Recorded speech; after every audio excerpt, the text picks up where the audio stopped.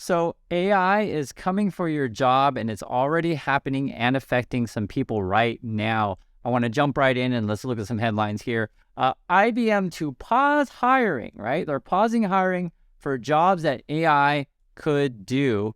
And this is in fact with a interview with the CEO over at IBM. This is Arvind Krishna. And basically they're pausing hiring, right? So the back office functions, these are the ones that you're going to really be more under pressure and essentially are suspended, right? Suspended or slowed. And the way that they say it here is these are non-customer facing roles that amount to roughly 26,000 workers.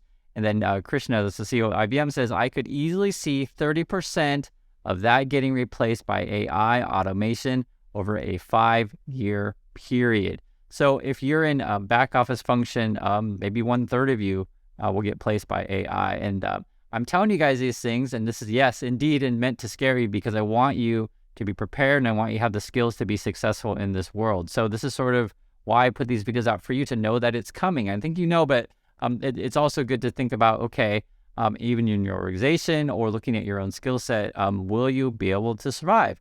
They had a really great infographic thing here. We'll get it together. This is by Wall Street Mojo, but it's basically comparing front office and back office. So for those of you who don't know, right? So front office, it is a section that directly interacts with customers, right? Back office, section that handles daily administrative functions. So essentially, like when a customer comes in, or you're trying to get money, etc., who's the first person that faces said person, and then the people in the back are kind of like don't talk to customers at all.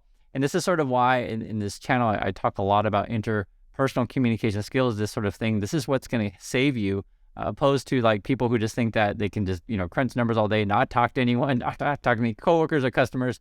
Those days are probably gone, to be really frank. And I'm just being really honest with you guys because I want you to be successful. Customer involvement, right? So comparing the front office to the back office, right? So direct involvement and interaction with customers. Back office, right? This is your job if you have no direct involvement with or interaction with customers, right? You guys know who you are. Front office has to do with strategy. It helps in strategy development, and this is back office. It is responsible for HR functions and compliance management, right? So if you're like in HR and compliance, frankly, you're probably going to get replaced. I'm just being real. But whereas humans, they're going to be more front office, doing the strategy, these kind of things of your company. So again, think about where you are in your position and how can you get the skills to be more front office. I think back office jobs are going to be struggling. This is according to IBM. And I tend to agree with what they're saying. I'm not just making stuff up. I think essentially the way that you're thinking is like, if your tasks can be automated, more efficient, and no complaints, they're probably going to go AI. Core functions, right? Front office helps in increasing demands and sales. What does the back office do? Helps in manufacturing products and services. So you guys can see the difference here. A lot of these front office jobs have to do with convincing people to do things, right? Human interactions, communication, these kind of things. Back office is like making stuff, processing numbers, these sort of things. So these are the difference in jobs. And again, IBM's saying 1/3 of these jobs will be gone. And yes, I am trying to scare you because I want you to be prepared. I want you to have the skills to be successful moving forward. That's why I make these videos. Responsibility, front office. Its main function is to look after sales, marketing, and after sales services. Back office.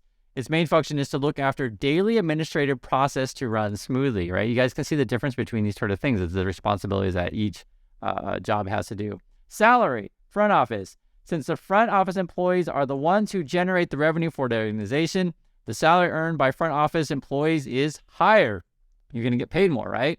Back office, generally lower than front office employees for most functions, though functions are evolving nowadays, which can match the other side. Okay, yeah, maybe. And I'd be kind of curious. I'm just being fair, reading through the stuff as well. I'd be curious which back office jobs that you think can compete with the salaries of front office, but I would say most likely the front ones are going to be more of the salary. Focus area, let's read some more. This is front office. It aims at increasing the revenue of the business. Back office, it aims at cost reduction. That one's kind of a funny one. So I guess in that regard, you got to make friends with the back office people or you're going to be on the cutting block. Okay, front office, its main duty is selling and interacting with the clients of the company. Back office, it helps support functions like IT, management, finance, accounting, warehousing, etc. So this is just a kind of an overview of the difference between the two. I'd love to hear you guys' thoughts on which roles in particular at your organization do you think are most susceptible to essentially job cuts, meaning that AI will take over those said jobs? I just want to go over this with you guys. I noticed this as well. Morgan Stanley, they're even cutting jobs here, right? 3,000 jobs of deal-making slumps. I think a lot of jobs in different, organizations or companies, et cetera, how you want to say it, are going to be under pressure as interest rates are going to stay high and remain elevated. You're going to see customer demand go down. We're going to see bank failures. Things are going to slow. And I have a feeling, and this is also too, that this is going to be very real.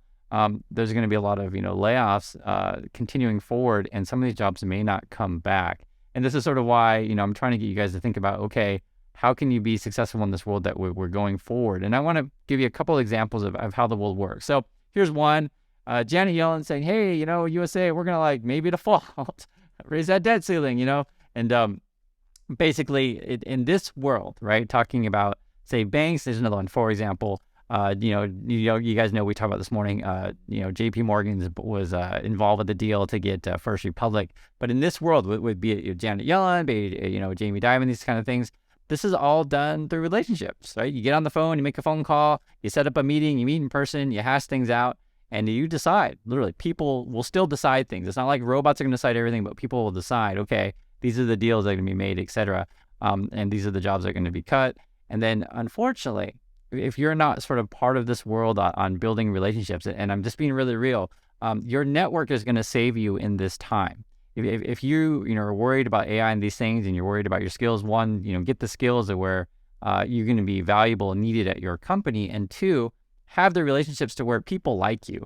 If people don't like you, that's not only are you at risk, right? Because this is a real thing. Like, given the choice of two different people with equal skills, they're going to go with the person that they like. That's just reality. Like, if you're a drinking buddy with your boss, as we talked about before in comments, it's a real thing. That's part of work. And I know a lot of, because I really know, a lot of young people don't want to play that game. I don't like to play that game personally, but I am well aware of how the system works. Make friends at work.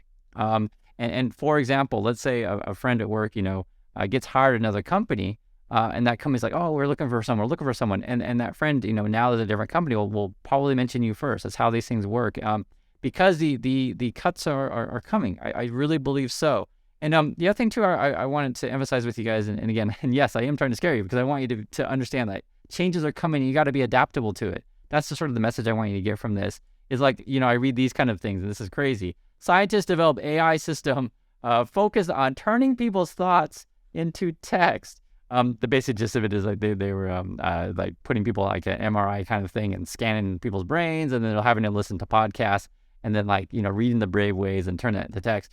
The point is that there are some people out there who are completely afraid of technology, or who don't stay informed, or frankly don't watch this channel. And sort of, I want you to be the kind of person that's up to date on all the different changes, up to date on the opportunities. Like, if this ends up being like a real technology, scanning your brain to turn, thoughts into text, it's actually really quite interesting, because I'm just telling you, now when you guys know I'm writing a book, I physically type it. Theoretically, I could go speech to text, right? I don't do that, for writing a whole book, but theoretically I could. However, man, imagine thinking to text. That would be unreal. I put on a headset or whatever, and I start scanning my brain, and I start, this thinking, and that would make, writing so much faster. Because actually when I do write, I am talking to myself in my head, but I'm still physically typing it out. So I think this is this crazy cool technology, to be honest. And this is something that I kind of want to get you guys thinking of. Don't fear the technology that's coming. Just know that it's coming, and just embrace it. It's going to happen. It would be like, and this is real, in my generation, and I want to point out, this is say like an Elon Musk kind of person. We're roughly the same age. He's a little bit older than me.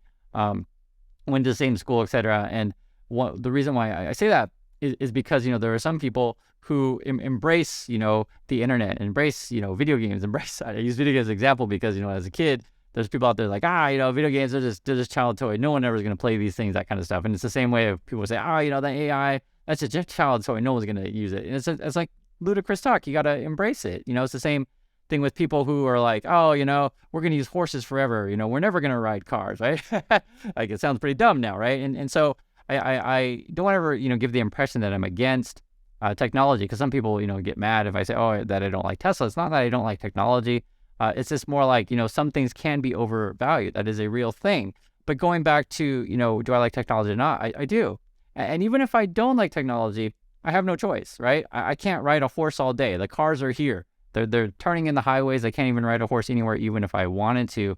And this is going to be the same, for example, if you are trying to keep your old job, just being a simple back office job where you just, paper push all day, every day, and you're, approving purchase order after purchase order, or just in accounting, these kind of things. And I don't mean to, trash any particular type of job, but I just want you to be prepared that if your job can be automated and they can figure out a way to replace you, and I think customer service is a really big one, especially these days, like call centers and these kind of things, because I've really, really noticed it. Anytime I do anything now on the internet, let's say with, for example, a retail store, and I want to return something or anything, even like a help desk, a lot of these things are now all automated. I think you guys know this if you've had these experiences, and I think these sort of things are going to keep going further. And I actually was really, really interested when IBM is saying like 30% of those type of jobs may be gone, and they're already pausing hiring. I wanted to point this out to you as well. And again, I'm cool with technology and like talking about it. I was thinking about the whole, brain scanning the MRI scanning my brain to turn into text. And I was thinking, we've seen this kind of stuff before with Stephen Hawking. And I looked it up. Now, it wasn't quite, his brain wasn't really being scanned. And for those of you who are experts on Stephen Hawking's situation, but he had some sort of like controller kind of deal, like a joystick kind of thing. It's sort of how they're describing it here. And then they're saying they went to like a tweet. It says twitching a cheek muscle to communicate. So I thought that was really interesting. And I use Stephen Hawking's example because anyone who scoffs at scanning your brain to turn into text, saying that can't happen, I'm just saying this is an example of we did develop technology for someone who is unable to talk and give them technology to communicate, which I think is fantastic. The last thing I want to mention too, which is really, really interesting, and I'm sharing with you guys, is the demographics of this channel. I show these numbers every now and then because I think it's fun to share. So this is back in April. We're at 10% female, 89% male. I would like to get a more female audience. And so if you have any suggestions on that, please let me know. But I think content could be for everyone. So I try my best on that. In terms of age of this channel, 18 to 24 is 4.5%. Then you have 25 to 34, 25%. 35 to 44, 31%, 45 to 54, 21%, 55 to 64, about 11.9%, and 65 plus 6.1%. So my audience tends to be older. So you guys are probably wise enough and smart enough to know that when I'm saying these kind of warnings and stuff like that, it's not crazy talk, right? You wouldn't watch. You're seasoned enough that that I speak the truth, and I've seen a lot of changes in my life. And as you get older, because I remember when I was young, I always wondered why people used to talk about age, like why it matters. It just has to do with being experienced. Age itself, though, does not mean a person is wise or experienced. That's just one number. To be wise and experienced, as sharing with you, is to sort of embrace all the things that are going around you. Take it in, understand it. Don't fear the change. Just embrace it. It's going to happen. The same way, again, the car replaced the horse. Unfortunately, the AI is going to take away a lot of jobs. And in fact, 30% of the back end ones, or the back office, I guess is a better way to say it, is what IBM is saying. So I'd love to hear your thoughts on this particular topic. And what you think about it. It's funny to share the demographics of the channel. And I always appreciate you guys' support. I can just tell you, I do this every day, try to come here with a smile, because my personal opinion on this thing is this is what YouTube should be, is just hanging out with a cool community, sharing some thoughts. And I'm really concerned, or how can I say not concerned, the right word? I really want to hear, that's a better way to say it, from people, industries or companies, sort of which jobs you think are at risk of being replaced by AI. I want to hear from you. So thanks again for your time. Love to hear your thoughts, and I'll catch you next video.